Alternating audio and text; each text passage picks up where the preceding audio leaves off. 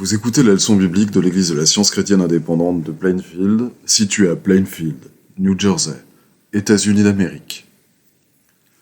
Leçon du dimanche 28 novembre 2021. Sujet: la nécromancie ancienne et la moderne. Autrement dit, le mesmérisme et l'hypnotisme dénoncés. Texte d'or, Romains. Il n'y a point d'autorité qui ne vienne de Dieu. Lecture alternée, Exode. Alors Dieu prononça toutes ces paroles en disant : Je suis l'Éternel ton Dieu qui t'ai fait sortir du pays d'Égypte, de la maison de servitude. Tu n'auras pas d'autre Dieu devant ma face. Tu ne te feras point d'image taillée, ni de représentation quelconque des choses qui sont en haut dans les cieux, qui sont en bas sur la terre, et qui sont dans les eaux plus bas que la terre. Tu ne te prosterneras point devant elles, et tu ne les serviras point. Car moi, l'Éternel, ton Dieu, je suis un Dieu jaloux, qui punit l'iniquité des pères sur les enfants, jusqu'à la 3e et la 4e génération de ceux qui me haïssent, et qui fait miséricorde jusqu'en 1000 générations à ceux qui m'aiment et qui gardent mes commandements. La Bible. Si tu obéis à la voix de l'Éternel, ton Dieu, en observant et en mettant en pratique tous ces commandements que je te prescris aujourd'hui, l'Éternel, ton Dieu, te donnera la supériorité sur toutes les nations de la terre. Voici toutes les bénédictions qui se répandront sur toi et qui seront ton partage lorsque tu obéiras à la voix de l'Éternel, ton Dieu. Tu seras béni dans la ville, et tu seras béni dans les champs. Tu seras béni à ton arrivée, et tu seras béni à ton départ. L'Éternel te donnera la victoire sur tes ennemis qui s'élèveront contre toi. Ils sortiront contre toi par un seul chemin, et ils s'enfuiront devant toi par 7 chemins. Et que tu ne te détourneras ni à droite, ni à gauche de tous les commandements que je vous donne aujourd'hui, pour aller après d'autres dieux et pour les servir. Si l'on vous dit, consultez ceux qui évoquent les morts et ceux qui prédisent l'avenir, qui poussent des sifflements et des soupirs, répondez, un peuple ne consultera-t-il pas son Dieu ? Samuel était mort. Tout Israël l'avait pleuré et on l'avait enterré à Rama, dans sa ville. Saül avait ôté du pays ceux qui évoquaient les morts et ceux qui prédisaient l'avenir. Les Philistins se rassemblèrent et vinrent camper à Sunem. Saül rassembla tout Israël et ils campèrent à Gilboa. À la vue du camp des Philistins, Saül fut saisi de crainte, et un violent tremblement s'empara de son cœur. Saül consulta l'Éternel, et l'Éternel ne lui répondit point, ni par des songes, ni par l'Urim, ni par les prophètes. Et Saül dit à ses serviteurs, « Cherchez-moi une femme qui évoque les morts, et j'irai la consulter. » Ses serviteurs lui dirent, « Voici, à Endor, il y a une femme qui évoque les morts. » Alors Saül se déguisa et prit d'autres vêtements, et il partit avec 2 hommes. Ils arrivèrent de nuit chez la femme. Saül lui dit, « Prédis-moi l'avenir en évoquant un mort et fais-moi monter celui que je te dirai. » La femme dit, « Qui veux-tu que je te fasse monter ?» Et il répondit, « Fais-moi monter Samuel. » Lorsque la femme vit Samuel, elle poussa un grand cri, et elle dit à Saül, « Pourquoi m'as-tu trompé ? Tu es Saül. » Le roi lui dit, « Ne crains rien. » Saül comprit que c'était Samuel, et il s'inclina, le visage contre terre, et se prosterna. Samuel dit à Saül, « Pourquoi m'as-tu troublé en me faisant monter ?» Saül répondit, « Je suis dans une grande détresse. Les Philistins me font la guerre, et Dieu s'est retiré de moi.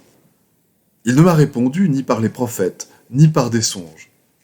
Et je t'ai appelé pour que tu me fasses connaître ce que je dois faire. » Samuel dit : « Pourquoi donc me consultes-tu, puisque l'Éternel s'est retiré de toi et qu'il est devenu ton ennemi ? L'Éternel te traite comme je te l'avais annoncé de sa part. L'Éternel a déchiré la royauté d'entre tes mains et l'a donnée à un autre, à David. Tu n'as point obéi à la voix de l'Éternel. » Jésus, revêtu de la puissance de l'Esprit. Puis, il vint au-devant de lui un homme de la ville qui était possédé de plusieurs démons. Depuis longtemps, il ne portait point de vêtements, et il avait sa demeure non dans une maison, mais dans les sépulcres. Ayant vu Jésus, il poussa un cri, se jeta à ses pieds, et dit d'une voix forte : « Qu'y a-t-il entre moi et toi, Jésus, Fils du Dieu Très-Haut ? Je t'en supplie, ne me tourmente pas. » Car Jésus commandait à l'esprit impur de sortir de cet homme dont il s'était emparé depuis longtemps. On le gardait lié de chaînes et les fers aux pieds, mais il rompait les liens, et il était entraîné par le démon dans les déserts. Jésus lui demanda : « Quel est ton nom ? » « Légion, répondit-il, car plusieurs démons étaient entrés en lui. Et il priait instamment Jésus de ne pas leur ordonner d'aller dans l'abîme. Il y avait là, dans la montagne, un grand troupeau de pourceaux qui paissaient. Et les démons supplièrent Jésus de leur permettre d'entrer dans ces pourceaux. Il le leur permit.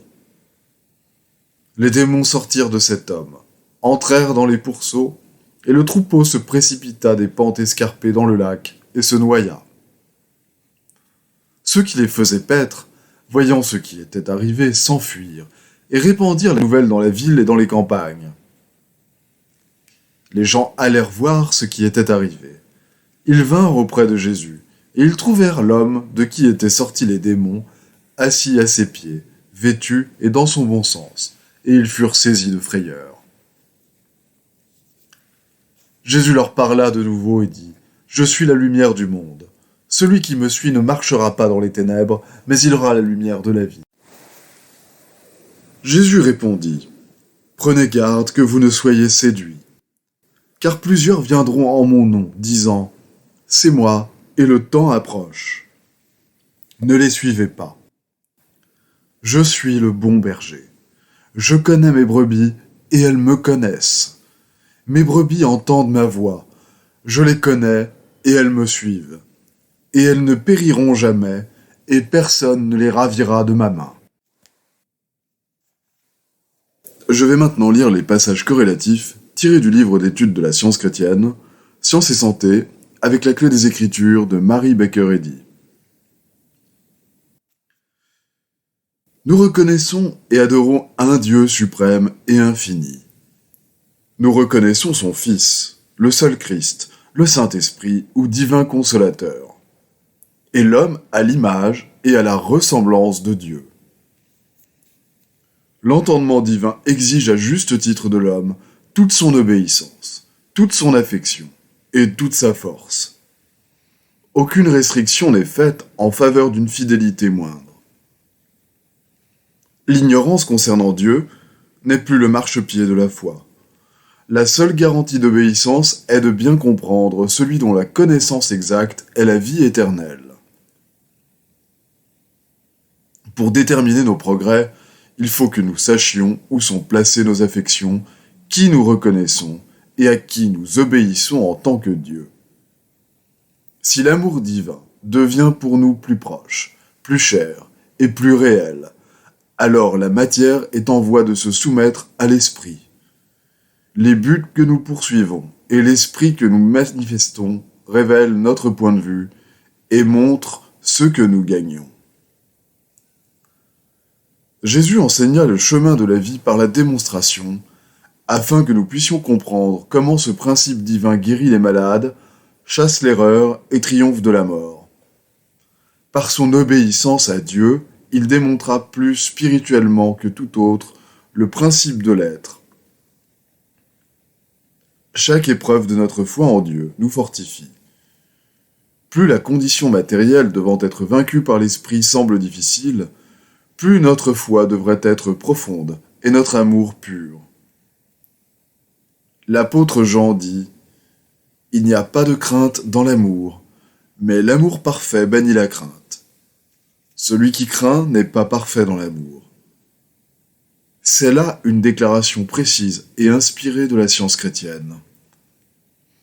Il faut que le genre humain apprenne que le mal n'est pas pouvoir. Son prétendu despotisme n'est qu'une phase du néant. La science chrétienne dépouille le royaume du mal. Ainsi qu'on l'appelle en science chrétienne, le magnétisme animal ou hypnotisme est le terme spécifique désignant l'erreur ou entendement mortel. C'est la fausse croyance que l'entendement est dans la matière et qu'il est à la fois mauvais et bon, que le mal est aussi réel que le bien et plus puissant. Cette croyance n'a pas une seule qualité de la vérité. Elle est ou ignorante ou maligne. En réalité, il n'y a pas d'entendement mortel, et par conséquent pas de transmission de la pensée mortelle, ni de la force de volonté. La vie et l'être émanent de Dieu. En science chrétienne, l'homme ne peut pas faire de mal, car les pensées scientifiques sont des pensées vraies passant de Dieu à l'homme. Toute fonction de l'homme réel est gouvernée par l'entendement divin. L'entendement humain n'a pas le pouvoir de tuer ni de guérir, et il n'a aucun empire sur l'homme de Dieu. L'entendement divin qui fit l'homme maintient sa propre image et ressemblance. L'entendement humain s'oppose à Dieu et doit être dépouillé, ainsi que le déclare saint Paul.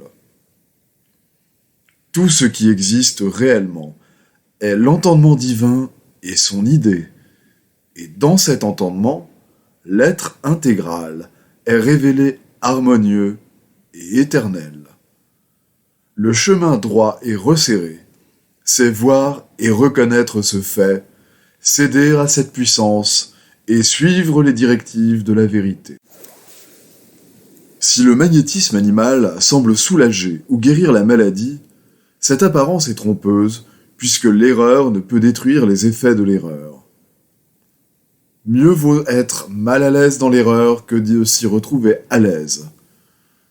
L'effet du magnétisme animal, nommé récemment hypnotisme, n'est jamais que l'effet de l'illusion. Toute amélioration qui semble en résulter est proportionnée à la foi que l'on a dans la magie ésotérique. Le magnétisme animal n'a pas de base scientifique, car Dieu gouverne tout ce qui est réel, harmonieux et éternel, et son pouvoir n'est ni animal ni humain. Puisque la base du magnétisme animal n'est qu'une croyance et que cette croyance est animale, dans la science, le magnétisme animal, mesmérisme ou hypnotisme est une simple négation ne possédant ni intelligence, ni pouvoir, ni réalité, et au sens mortel, c'est un concept irréel du prétendu entendement mortel. Les aspects moins agressifs du magnétisme animal sont en train de disparaître et ses caractéristiques plus agressives prennent la première place. Les métiers du crime, cachés dans les recoins obscurs de la pensée mortelle, ourdissent à toute heure des trames plus compliquées et plus subtiles.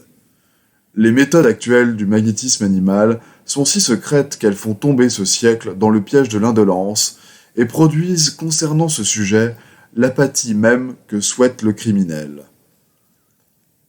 La superstition et la compréhension ne peuvent jamais s'unir.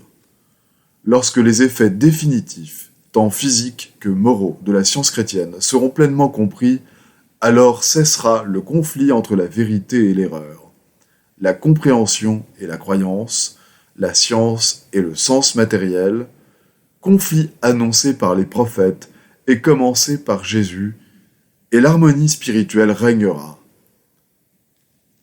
Cette parole de l'Écriture, « Tu as été fidèle en peu de choses, je te donnerai la domination sur beaucoup », s'accomplit littéralement quand nous sommes conscients de la suprématie de la vérité qui fait voir le néant de l'erreur, et nous savons que le néant de l'erreur est en proportion de sa perversité. Celui qui touche le bord de la robe du Christ et maîtrise ses croyances mortelles, l'animalité et la haine, se réjouit dans la preuve de la guérison, dans la douce certitude que Dieu est amour. Pour la victoire remportée sur un seul péché, nous rendons grâce et nous magnifions l'Éternel des armées. Que dirons-nous de la puissante victoire remportée sur tout péché? Le chant le plus haut, le plus doux qui soit jamais monté aux cieux, s'élève aujourd'hui plus clair et plus proche du grand cœur du Christ, car l'accusateur n'est pas là, et l'amour fait entendre ses accords éternels et primordiaux. Les devoirs quotidiens de Mary Baker Eddy. Prière quotidienne. Il sera du devoir de tout membre de cette Église de prier chaque jour. Que ton règne vienne, que le règne de la vérité, de la vie et de l'amour divin soit établi en moi et élimine de moi tout péché. Et puisse ta parole enrichir les affections de toute l'humanité et la gouverner. Règles pour les mobiles et les actes. Ni l'animosité, ni un attachement purement personnel ne doivent déterminer les mobiles ou les actes des membres de l'Église mère. Dans la science, l'amour divin seul gouverne l'homme, et un scientiste chrétien reflète les douces aménités de l'amour en réprouvant le péché et en manifestant un véritable esprit de fraternité, de charité et de pardon. Les membres de cette Église doivent journellement veiller et prier pour être délivrés de tout mal, pour ne pas prophétiser, juger, condamner, conseiller, influencer ou être influencés d'une manière erronée. Vigilance face au devoir. Il sera du devoir de chaque membre de cette Église de se défendre journellement contre les suggestions mentales agressives et de ne pas se laisser entraîner à oublier ou à négliger son devoir envers Dieu, envers son leader et envers l'humanité. Par ses œuvres, il sera jugé et justifié ou condamné.